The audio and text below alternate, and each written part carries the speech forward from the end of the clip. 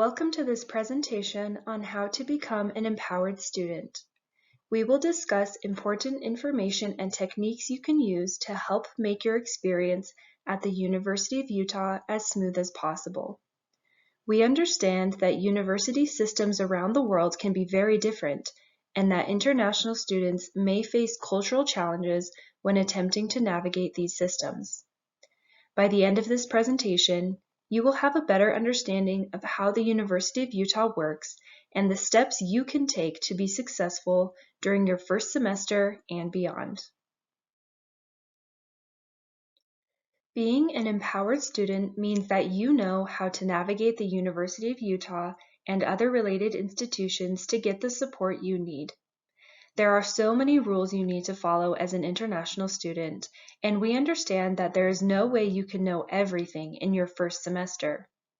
While this orientation does contain a lot of information, it is impossible for us to tell you every detail you may need to know or prepare you for every situation you may encounter.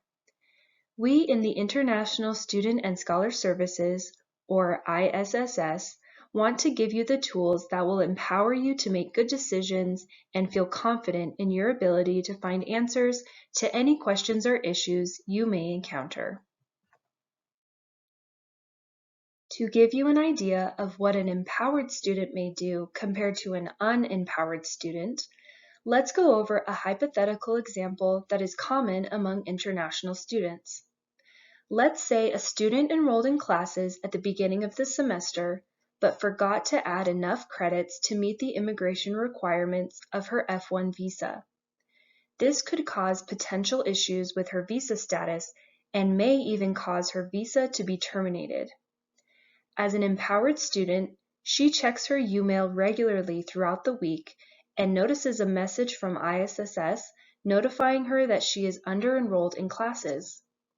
Because she has reviewed information on the ISSS website and in orientation, she recognizes that this is a mistake that needs to be fixed as soon as possible.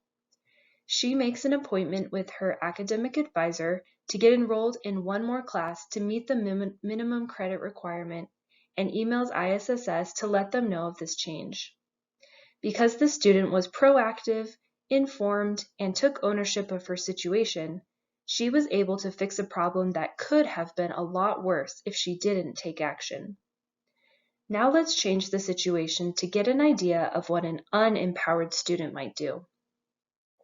Again, the student accidentally enrolls in not enough credits, putting her visa status at risk.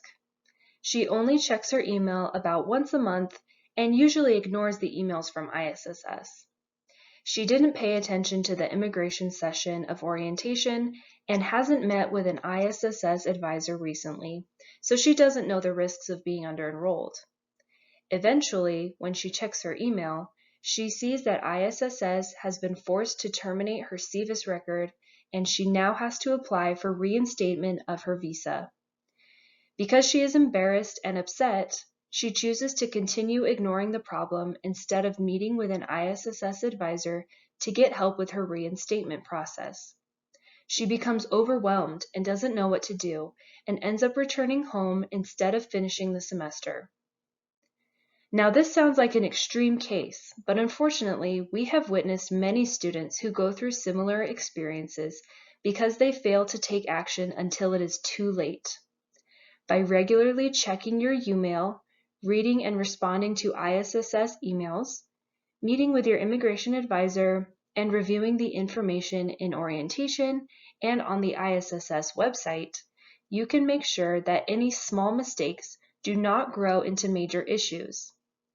We understand that there may be some situations regarding mental, physical, or financial health that are private and sensitive. Know that you can always meet with an ISSS advisor about things other than immigration, and we can refer you discreetly and privately to the University Counseling Center, the Center for Student Wellness, or other offices that are equipped to provide guidance through these types of challenges. The University of Utah has about 30,000 enrolled students.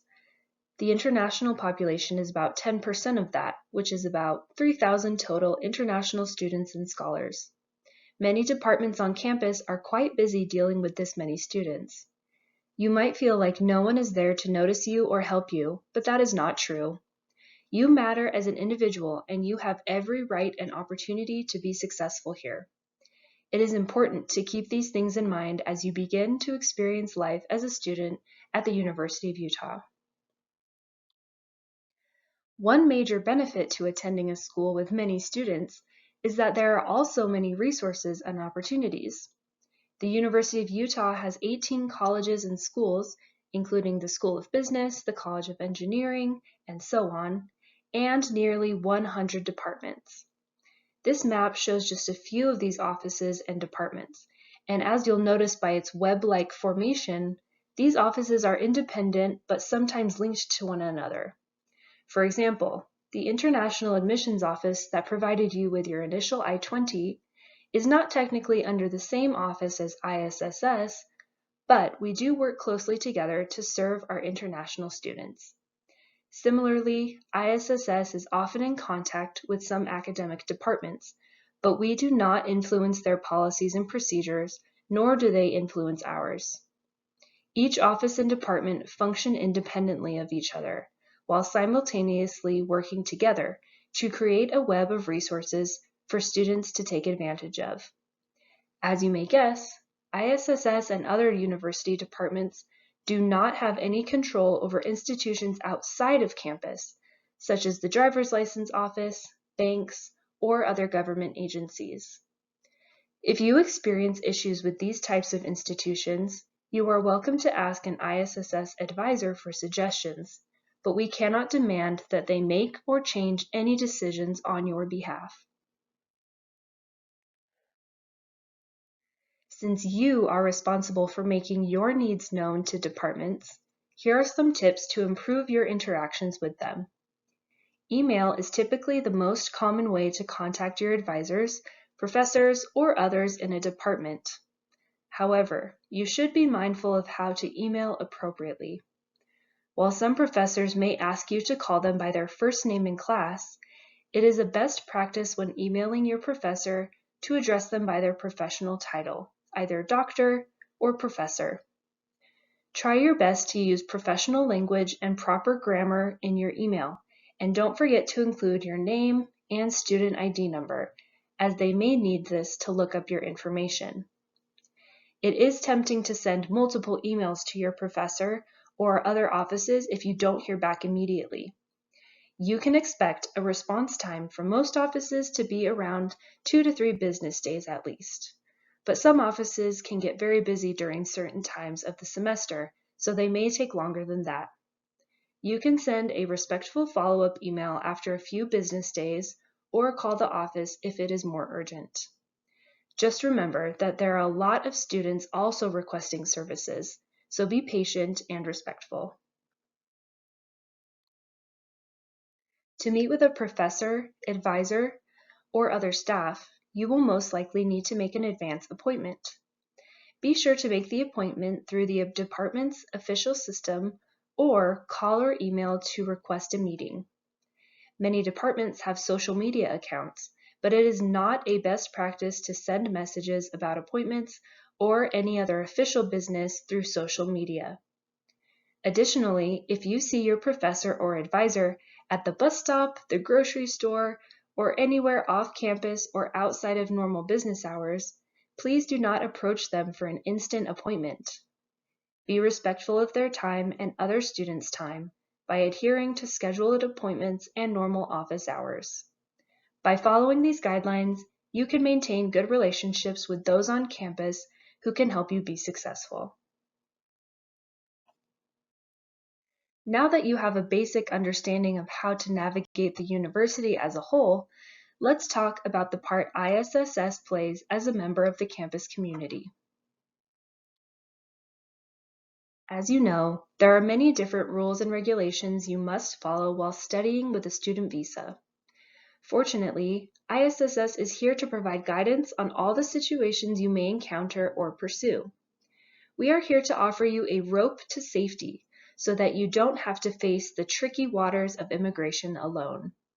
When you have questions about your I-20, travel, employment, changing your major, or anything else that can affect your immigration status, empowered students will make an appointment with the ISSS office in advance. This way, they can make sure they have enough time to deal with any potential delays or issues that may arise. Although ISSS is always here to assist you, please help us help you by being proactive and prioritizing your visa status. Now you may be wondering where all these rules and regulations come from. Does ISSS create all of these rules? Do they come from the university? When it comes to immigration, ISSS must comply with the laws and regulations created by the federal government of the United States. We are audited regularly to make sure we are doing this successfully. If we fail to meet the standard, the University of Utah's ability to host international students may be taken away. That's why it is so important that ISSS helps all its students follow these rules. The U.S. immigration system, represented in part on this diagram, is made up of many different offices, similar to the University of Utah. These offices all work together to make sure international students continue to follow the laws of their student visas. As you can see, ISSS works directly with the SEVIS offices to represent the international students at the University of Utah. While ISSS can make its own policies for students at the U, ISSS must follow all the federal immigration laws and regulations, just like international students must do. In conclusion, we want all students to feel confident that they have the tools to proactively address any situation they may be faced with so that their experience at the University of Utah can be everything they want it to be. You will make mistakes or have questions along the way, and that is okay. Just remember that it is better to ask for help early and often than to try to ignore problems. Check your U-mail often during the week. Maintain professional and respectful relationships with other offices on campus, and lean on ISSS when you are unsure about what to do. We hope you have learned how to become a more empowered student, and we wish you the best of luck in your first semester. Thanks for watching.